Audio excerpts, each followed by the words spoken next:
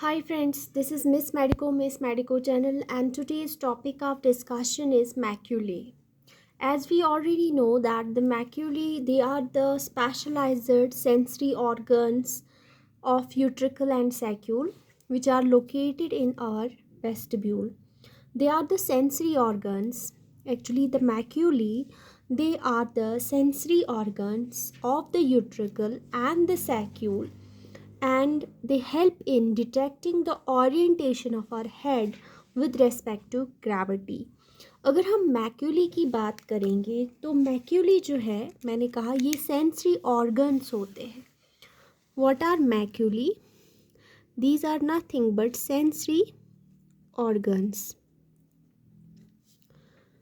जो कि डिटेक्ट करते हैं हमारे हेड की orientation with respect to gravity. और ये मैक्यूली जो है हमारे वेस्टिब्यूल में लोकेट होता है.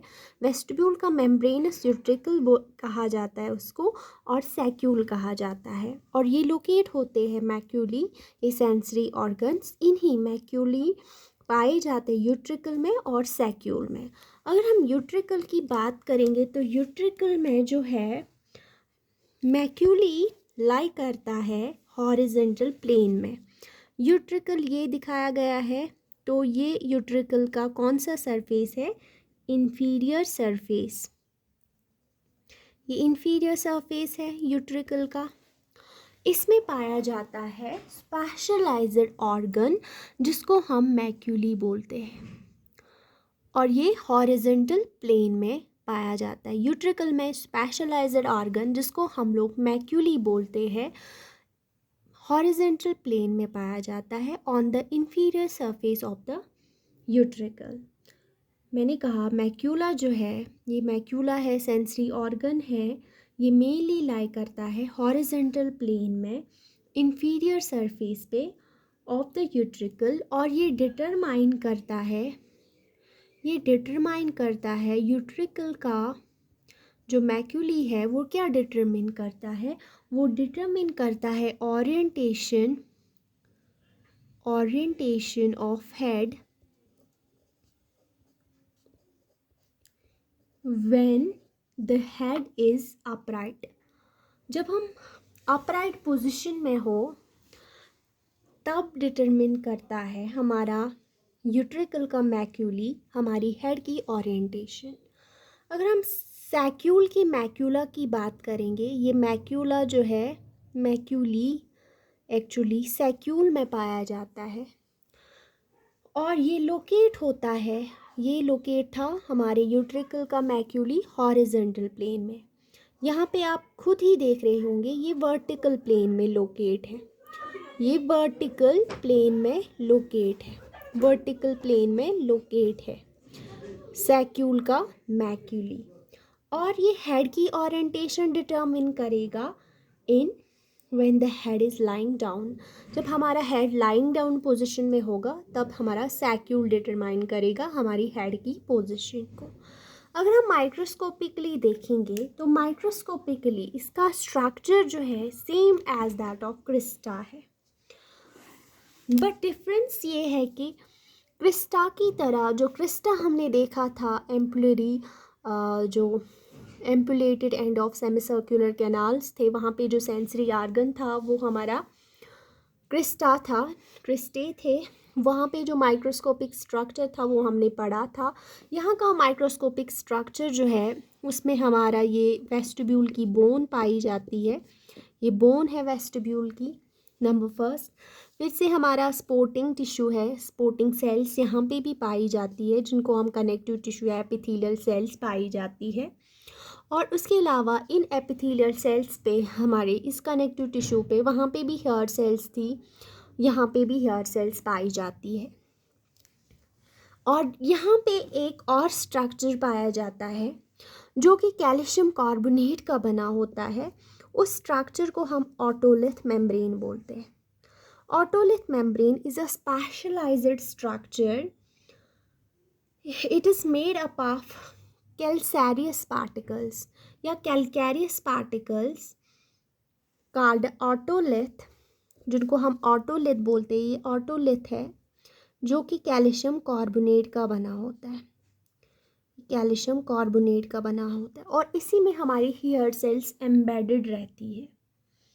ये जिलेटिनस कवरिंग होती है, जिलेटिनस कवरिंग। यहाँ पे क्या डिफरेंस है, हमारे क्रिस्टा और यहाँ पे जो मैक्यूली है ये सेम होते हैं स्ट्रक्चर में, वहाँ पे वो रेज्ड होते हैं, यहाँ पे ये फ्लैट होते हैं, और यहाँ पे एक स्ट्रक्चर वहाँ पे वेव की तरह होता है क्रिस्टा का स्ट्रक्चर। वहाँ पे भी एपिथेलियम होता है, उस पे हेयर सेल्स होती है, लेकिन यहाँ पे एक लेयर होती है जो कि कैलकैरस पार्टिकल का बना होता है या जिलेटिनस मेम्ब्रेन का बना होता है, जिलेटिनस मेम्ब्रेन का बना हुआ एक स्ट्रक्चर है जिसको हम लोग ऑटोलिथ मेम्ब्रेन बोलते हैं।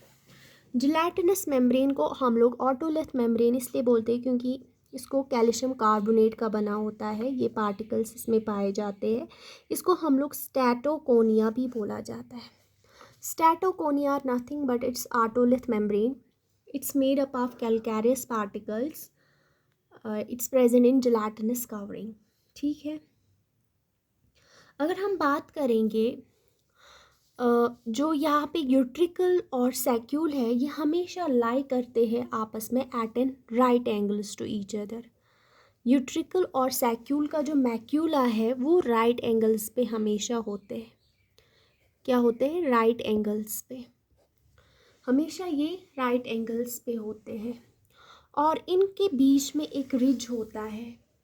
इन दोनों के बीच में, चाहे वो यूट्रिकल है, यूट्रिकल का मैक्यूला हो या यूट्रिकल सैक्यूल का मैक्यूला हो, इनके बीच में एक रिज होता है, एक रेज्ड स्ट्रक्चर होता है जिसको हम लोग स्ट्रायोला बोलते हैं। ये एक रिज होता है जो कि पास होता है थ्रू द मैक्यूला और both macula, both utricle and saccule. ये बीच वाला स्ट्रक्चर रेज्ड है, इसको हम लोग स्ट्रायोला बोलते हैं। अगर हम यहाँ पे आपको स्ट्रक्चर दिखाएंगे,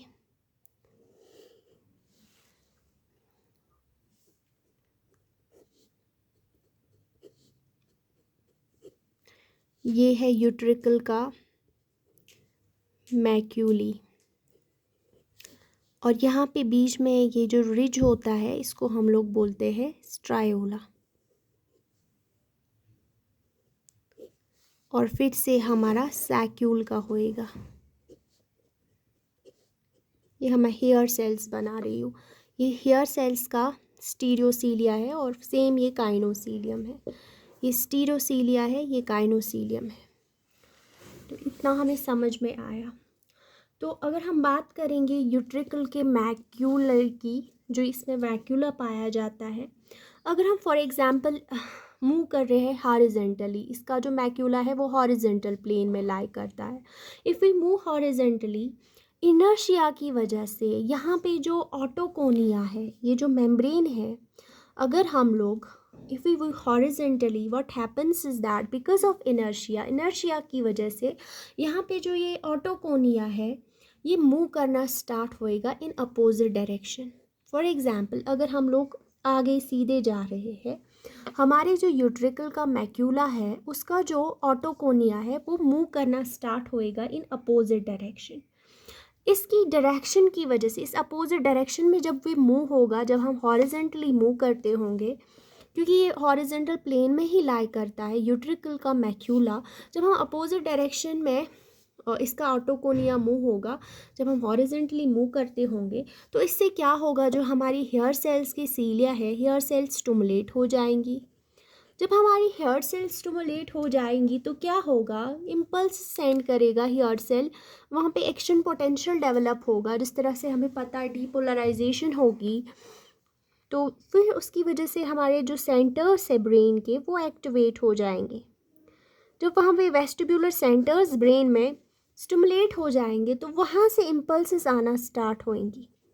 वहाँ से जब इम्पल्सेस आएंगी तो इम्पल्सेस कहाँ जाएगी, टू वेरियस मसल्स, कोऑर्डिनेशन के लिए। वरना हम लोग अगर हम मूव फॉरवर्ड कर रहे हैं तो हेड को ओरिएंट करने के लिए हमारी मसल्स को ऐसे बैकवर्ड्स जाना होगा, हमारे मसल्स को हेड की पोजीशन को मेंटेन रखने के लिए वेरियस मसल्स को स्टिमुलेट करना होगा ताकि हम ना गिरे, ताकि हमारा हेड जो है हम इक्विलिब्रियम मेंटेन कर सकते। ये काम है मैक्यूले का, कि हम लोग जब चढ़ रहे होंगे तब हमारा हेड जो है वो सीधे जा रहा होता है। या अगर हम गाड़ी चला रहे होते हैं, हम लोग फॉरवर्ड मूव कर रहे होते हैं लेकिन हमारा हेड बैकवर्ड पीछे की ओर चला जाता है, तो उस पोजीशन को मेंटेन करने के लिए हमारे पास एक सेंसरी ऑर्गन है, हमारे पास ऑटोलिथ ऑर्गन है, मैक्यूली जिनको बोलते हैं। तो टू मेंटेन द इक्विलिब्रियम, तो ये इक्विलिब्रियम के लिए बहुत ही इम्पॉर्टेंट स्ट्रक्चर्स है जो कि हमारे ईयर में पाए जाते हैं। इस तरह अगर हम सैक्यूल की बात करेंगे, जैसे हम लोग क्लाइंब कर रहे हैं कभी, वाइल क्लाइंबिंग अप, यहाँ पे जो ऑटोकोनिया होंगे वो क्या होंगे, वो मूव डाउन होंगे। जब वो ऑटोकोनिया मूव डाउन होंगे तो वो सीलिया को डाउनवर्ड्स पुल करेंगे और उससे क्या होगा कि हेयर सेल जो है वो स्टिमुलेट हो जाएगी, which in turn sends impulses to the brain. And जैसे हमारी जो मसल्स है वो हमारी इक्विलिब्रियम को मेंटेन करेगी। ये अपराइट पोजीशन में जब हम क्लाइंब कर रहे होंगे तब ये वाला सैक्यूल एक्टिवेट होगा। जब हम रेस्टिंग पोजीशन में होगा तो सैक्यूला और के मैक्यूली और यूट्रिकल के मैक्यूली के साथ क्या होगा, ये जब हम रेस्टिंग पोजीशन में होंगे, in absence of any movement, the hair cells of both, चाहे वो मैक्यूली ऑफ यूट्रिकल हो या सैक्यूल का मैक्यूल हो, बिकॉज ऑफ द ग्रेविटी की वजह से, ग्रेविटेशनल फोर्स की वजह से ये स्टिमुलेट होते रहते हैं और ये प्रोड्यूस करते हैं फ्लैक्स मूवमेंट्स हमारे जो मसल्स एंड लिम्स है, ताकि हेड का जो पॉस्चर है या मसल्स का पॉस्चर जो है ड्यू टू ग्रेविटी वो मेंटेन रह सके। ये तो मैक्यूले हमने देखा कि ओरिएंटेशन ऑफ हेड के लिए बहुत, चाहे वो हॉरिजॉन्टल प्लेन में जा रहे हैं या वर्टिकल पोजीशन में जा रहे हैं, जब हम मूवमेंट कर रहे हैं तो उसके लिए मैक्यूली बहुत इंपॉर्टेंट है। Thank you.